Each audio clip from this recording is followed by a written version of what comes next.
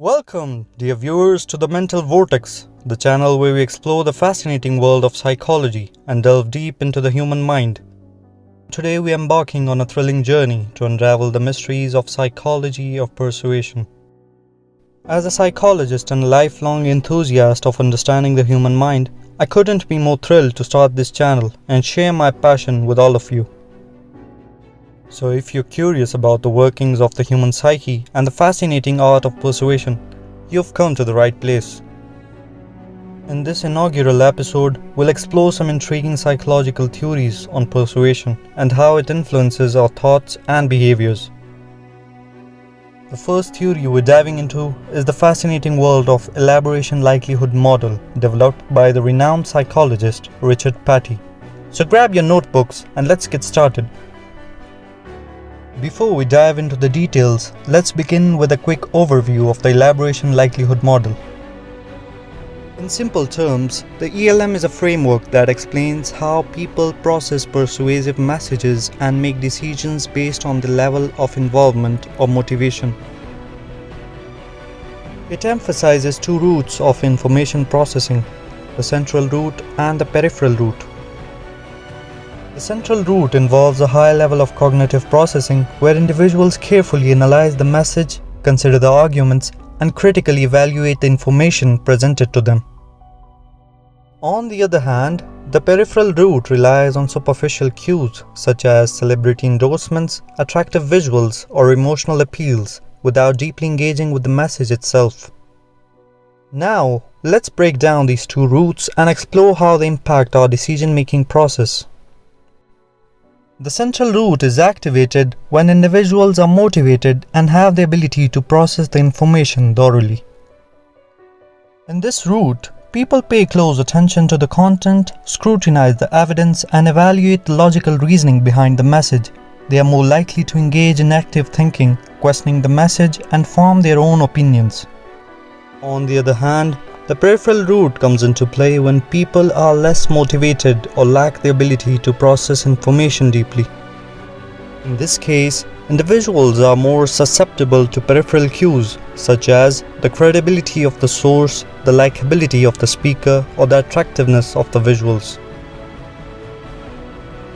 They rely on shortcuts or heuristics to make quick judgments without deeply considering the message content. So why is understanding Elaboration Likelihood Model important? Well, it helps us recognize that persuasion is not a one-size-fits-all approach.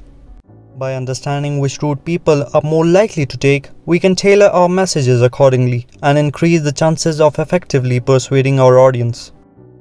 When targeting an audience that is more likely to take the central route, we should focus on providing strong and compelling arguments, presenting evidence and logical reasoning, and appealing to their intellect. This route is more effective for long-term attitude change. Conversely, when dealing with an audience that is more likely to take the peripheral route, we need to emphasize peripheral cues such as the credibility and expertise of the source, visual appeal, emotional appeals, and relatable stories. This route is more effective for short-term attitude change. So how can we apply this knowledge in our everyday lives? Understanding the ELM can be beneficial in various scenarios, such as crafting persuasive marketing campaigns, creating engaging presentations, or even having more effective conversations in our personal lives. Remember, understanding the two routes of persuasion, the central and peripheral routes, allows us to adapt our messages to specific needs of our audience. In the second segment of the video, we'll be diving into the intriguing world of cognitive dissonance, a concept brought to light by the eminent psychologist FESTINGER. Cognitive dissonance refers to the mental discomfort we experience when we hold contradictory beliefs, attitudes, or values. It's that uneasy feeling we get when our thoughts and actions don't align. To truly grasp the significance of cognitive dissonance, we must recognize the groundbreaking work of FESTINGER. Born in 1919, FESTINGER was an influential figure in social psychology and a pioneer in the study of cognitive dissonance. According to his theory, We have an inherent drive to maintain cognitive consistency and align our thoughts and beliefs with our actions. One of Festinger's most famous experiments involved infiltrating a doomsday cult called the Seekers. He wanted to explore how cognitive dissonance influenced members when their doomsday prediction failed to come true.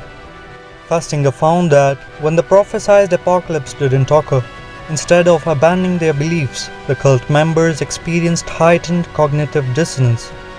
To reduce this discomfort, they actively sought to justify their previous actions and beliefs. The concept of cognitive dissonance extends far beyond the walls of Festinger's laboratory. It has profound implications for advertising, decision-making, and even personal growth. Let us remember that self-awareness and the willingness to challenge our beliefs are vital for personal growth and intellectual development. That concludes our first episode of The Mental Vortex. Thank you for joining me on this incredible journey into the psychology of persuasion. If you found this content valuable, don't forget to hit the like button and subscribe to stay tuned for more mind-boggling explorations of the human mind.